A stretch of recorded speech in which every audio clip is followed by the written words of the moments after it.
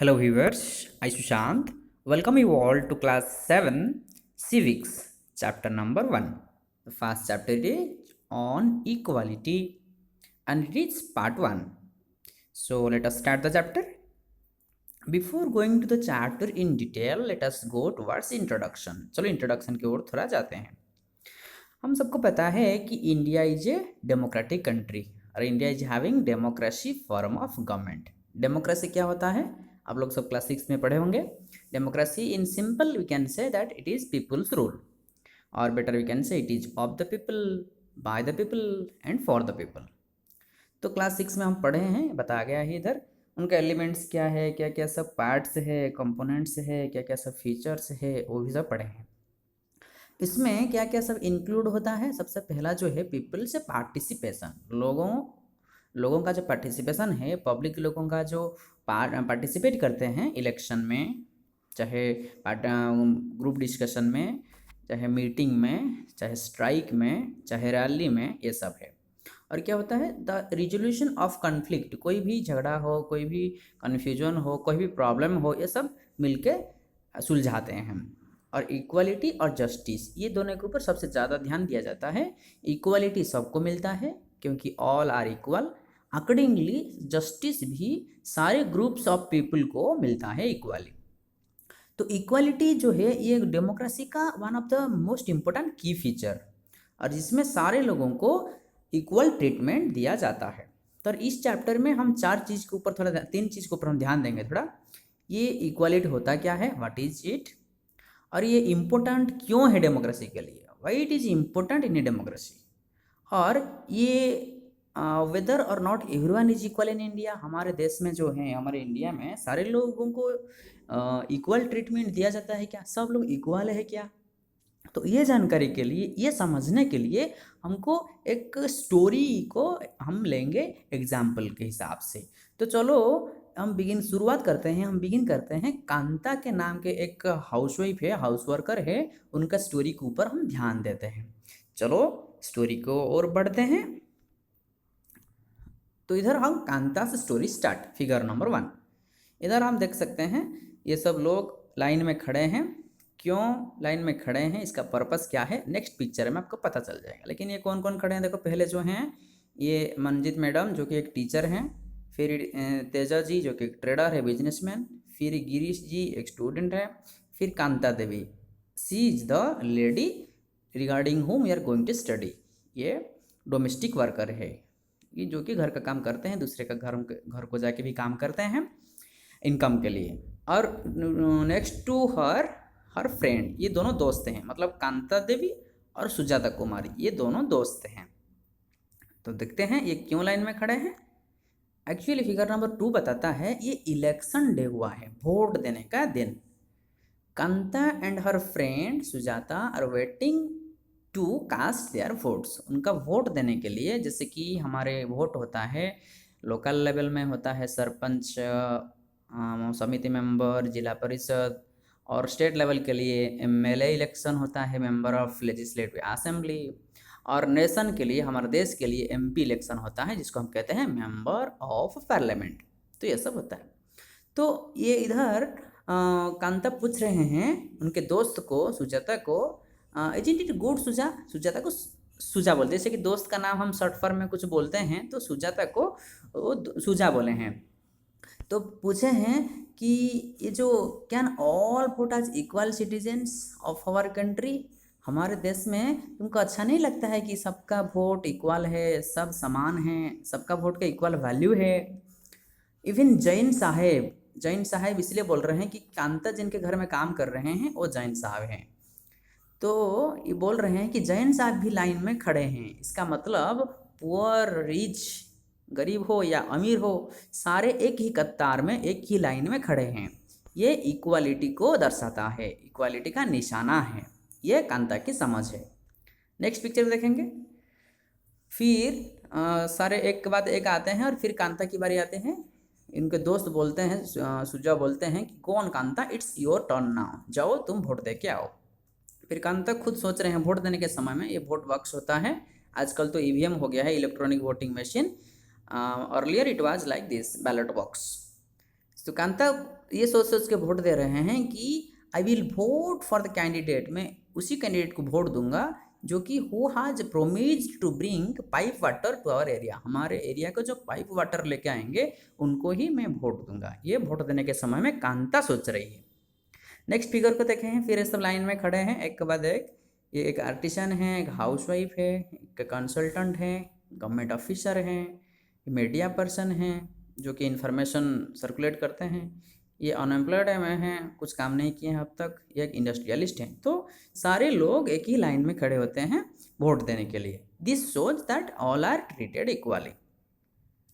तो figure number 5 में क्या होता है, कांता के जो साहब होते हैं वो गाड़ी में चले जाते हैं और बोल के जाते हैं कांता फिर हम बाद में मुलाकात होगा। फिर कांता बोलते हैं ठीक है जी साहब जी नमस्ते। तो ये रहा पार्ट 1 ऑफ द स्टोरी। तो इसमें हम ये देखने के लिए मिला है कि equal right to vote, equal right to vote कैसे मिला है। यूनिवर्सल अडल्ट फ्रेंचाइज जो शब्द है पहले से भी आप लोग पढ़े हो, ये होता है it is based on the idea of equality.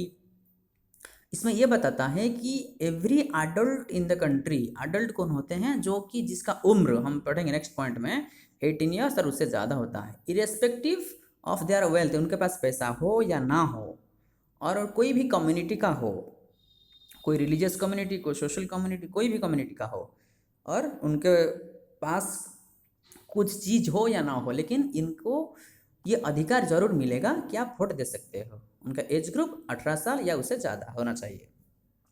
Kanta बहुत एक्साइटेड थे और बहुत हैप्पी भी थे क्योंकि उनको इक्वल ट्रीटमेंट मिल रहा है सारे जैसा, और सबका वैल्यू, जो वोट का वैल्यू होता है ये समान है। This is one part. तो नेक्स्ट पार्ट में जो जब कांता घर लौटती है उनके दोस्त के साथ, आज हर डे गोज ऑन, दिन बढ़ते जा रहा है, Kanta becomes less certain about what this equality really mean. Actually ये इक्वालिटी क्या होता है हमको second part of the story में पूरा अच्छे से पता चलेगा और कांता को और ज़्यादा एक्सपीरियंस मिल जाएगा। कांता इज स्पीकिंग, गुड़िया हैज़ बिन रनिंग फीवर। गुड़िया कौन होता है तो पता चला, गुड़िया कांता की बेटी होती है। तो उनको I have to take her to the hospital, Kanta बोल रहे हैं कि मैं उनको हॉस्पिटल लेना चाहती हूँ। I will have to finish the work at saheb's house, मुझे फिर ये काम करना है, साहब के घर जाके काम करना है और कुछ एडवांस लाना है क्योंकि मेरे पास अभी पैसा नहीं है। तो ये सोच के कांता और उनके दोस्त सुजाता दोनों बातचीत करके आ रहे हैं, घर लौट रहे हैं। घर लौटते लौटते फिगर नंबर 6 बताता है घर में एट होम हियर, कांता के बेटी बीमार हैं, फीवर है। तो कांता क्या करते हैं, कुछ बॉइल्ड वाटर लेके आते हैं गुड़िया को देने के लिए, और बोल के गए हैं ठीक है मैं अभी इवनिंग तक काम करके आ जाऊंगी और हॉस्पिटल तुमको ले जाऊंगी। और ये जो कांता का तबीयत खराब है ये कोई नया चीज़ नहीं है क्योंकि कांता का जो एरिया है it is no wonder that Gudiya fail अपन, मतलब बहुत बार ऐसे गुड़िया तबीयत खराब हुआ है, कांता बार बार ऐसे परेशान हुए हैं क्योंकि उनका जो एरिया है देखो कैसा कैसा सब अनहाइजीनिक सिचुएशन है, जो क्लीन नहीं हुआ है, गंदा है, स्वच्छ नहीं है, तो इसलिए उनका तबीयत खराब हुआ है। तो नेक्स्ट फिगर में ये कांता जाती है उनका मैडम के घर, जो साहब के घर जाती है और काम करती है। मैडम बोलते हैं make sure to do the corners properly, ये कर्नर जो है कोना, जो है घर का कोना अच्छे से साफ करो, मैडम बोल रहे हैं। फिर नेक्स्ट फिगर में मैडम आके कुछ एडवांस दे रहे हैं और बोल रहे हैं कि देखिए कांता ये से आप लोग हैबिट मत करो, ठीक टाइम में काम करना। फिर कांता बोल रहे हैं ठीक है मैम, मैं ऐसे नहीं करूँगी, हैबिट नहीं करूँगी, हर दिन पैसा नहीं मांगूंगी। तो फिर ये पैसा रिसीव करके आती है। फिर जो फिगर नंबर 9 है ये बहुत दिल दहलाने वाला है। क्या है, ये सब लाइन में कतार में खड़े हैं सब, जो ओपीडी है फर्स्ट काउंटर जो है जहाँ हॉस्पिटल, गवर्नमेंट हॉस्पिटल में जहाँ रहता है। तो कांता बोल रहे हैं बेटी को जस्ट फ्यू मिनट्स बेटी, जस्ट मोर फ्यू मिनट्स बेटी, कुछ और मिनट रुक जाओ बेटी, शायद जॉइन मैडम एंड जॉइन साहब में stand in line to vote. सुबह सुबह जो वो एक्सपीरियंस की थी वोट के समय में जॉइन साहब वोट देने के लिए लाइन में खड़े थे, लेकिन इधर but they never have to do it when their children are sick. इसका मतलब ये है जैन साहब या जैन मैडम का जो बेटे होते हैं या जो बेटी होते हैं, उनका तबीयत जब खराब होता है वो कभी भी लाइन में खड़े नहीं होते हैं, हमेशा आगे चले जाते हैं, चाहे वो जल्दी आए या लेट में आए। तो ये एक इनइक्वालिटी है। इसका पीछे एक रीज़न है कि ये जो सब लोग खड़े हैं, कांता के हिसाब के अनुसार, कांता के अंडरस्टैंडिंग के अनुसार, ये जो लोग सब खड़े हैं ये सब गरीब हैं और गरीब लोगों को ऐसे ही अनइक्वल ट्रीटमेंट किया जाता है। ये देख के कांता का मन बहुत दुख हो गया और वो बहुत फील किया, अनइक्वल फील की। सुबह सुबह जो इक्वालिटी था और शाम को नहीं रहा, दिस वाज सिचुएशन। तो इधर हम थोड़ा नोट्स को ध्यान देंगे। वो एक स्लम एरिया में रहती थी, स्लम जिसको हम बस्ती कहते हैं, जहाँ की एक छोटा जगह में ज़्यादा लोग रहते हैं। वो बहुत अनक्लीन होता है, बहुत गंदा एरिया होता है, बच्चे ज़्यादा बीमार होते हैं। एक ड्रेन के पास रहते थे, ड्रेन के पीछे। और उनका डॉटर जो है, जो गुड़िया के बारे में हम बात किए, इसलिए she cannot take the day all from the work. जो गुड़िया का तबीयत खराब था वो इमीडिएटली नहीं ले पाई कांता, क्योंकि उनको काम करना था और उनको भी कुछ पैसा मांगना था। पहले से हम पढ़ चुके हैं, बोल चुके हैं कि जो जैन साहब का घर है उनसे कुछ पैसा मांगना था, क्योंकि उनके पास पैसा नहीं था। और ये देखा गया है, हर जब आज domestic help tyres her out. कभी कभी जो डोमेस्टिक जॉब है, जो घर का काम है, साफ़ करना, चाहे झाड़ू करना, चाहे कपड़ा साफ़ करना, चाहे बर्तन साफ़ करना, तो ये सब होता है। फाइनली ये जो फिर दिन का जब ख़त्म होता है, शाम को हो जाते हैं, लंबा लाइन में खड़े होते हैं। और ये जो गवर्नमेंट हॉस्पिटल होता है, in front of the government hospital, ये मॉर्निंग जैसा, जैसे मैं पहले से बोला कि सुबह सुबह जैसा सिचुएशन था, जो कि वोट देने के समय में, वो ऐसा नहीं रहा।